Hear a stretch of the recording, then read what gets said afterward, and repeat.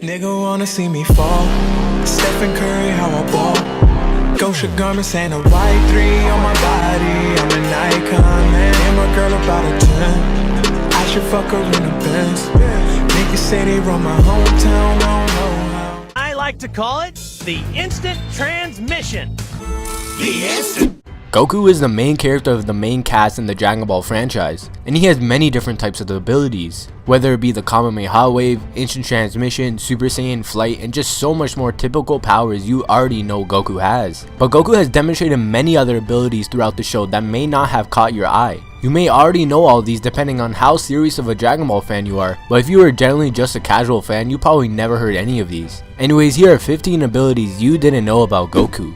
Goku has always been able to fly, and it's probably the most common ability within the Dragon Ball universe. But Goku during the original Dragon Ball series, and at the 21st Martial Arts Tournament, he found another way to fly. He spun his tail so fast that it rendered him the ability to fly just like he was using his own ki. Goku's Saiyan heritage gives him increased lung capacity far beyond any human. He is seen many times underwater in what seems like forever, but is actually because of his Saiyan genes. Goku was also able to fight beers in the stratosphere for a long period of time, which also explains how Vegeta was able to survive floating out in outer space while he destroyed planet Arlia. It also makes sense since Saiyan characters are seen screaming for minutes at a time. Goku, being basically a god now, is now able to regenerate himself. Beerus seemingly kills Goku by punching him through the chest, but as Goku landed in the water, his ki surrounded the wounded area and healed it. He then came out to fight out Beerus at full power. After being in a hyperbolic time chamber for a year, you'd expect Goku's hair to grow a lot, as when Future Trunks came out of the hyperbolic time chamber, his hair came down to his shoulders. However, according to Vegeta, a Saiyan's hair will never grow from the day they are born, but obviously they can bald at a certain age given that Nappa had hair at one point. Wait, Nappa had hair?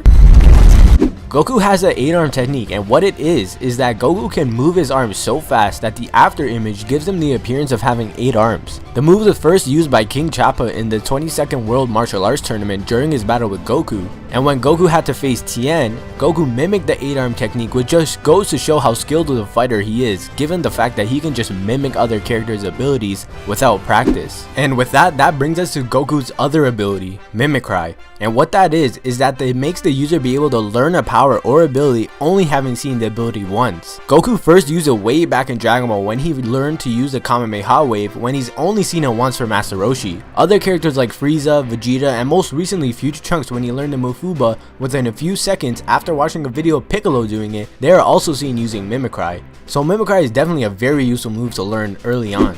Goku's ability to heal someone is not much seen throughout Dragon Ball, but the most notable moment is when Goku gave Frieza some of his energy to be able to escape the exploding planet Namek. But that's not the only time Goku has healed something. In the movie Cooler's Revenge, Goku brings a dead bird back to life. He may only have gave it some of his energy, but it does show that all Dragon Ball characters have the potential to heal anything. Having a pure heart is not as common as you would think. Something such as a concussion can get rid of all impurity from a child. And Goku is the first not to be affected by Devilman's Devil Might Beam, which turns his opponent's negative thoughts into unstoppable energy beams. Say if Devilman used his Devil Might Beam on Frieza, let's just say Frieza wouldn't really stand a chance. But anyways, Goku, Gohan, and Goten are basically the only ones allowed to use a flying Nimbus from all Dragon Ball Z characters. And Goku has never even kissed his wife before, which basically says how pure his heart is. Or he's just a dumbass. Goku basically has super senses in which his super hearing allow him to fight normally without actually using his eyes. He is basically similar to that of a bat in which he can use echolocation to determine his surroundings, but Goku can just do it much better. The Spirit Bomb is one of Goku's most famous and probably a last resort attack for Goku, but he has actually absorbed the Spirit Bomb's energy, giving him immense power. In the movie Super Android 13, Goku was charging the Spirit Bomb, and when it finally was finished, he absorbed all of its power, giving him more power than any warrior before, and it allowed him to easily defeat Super Android 13.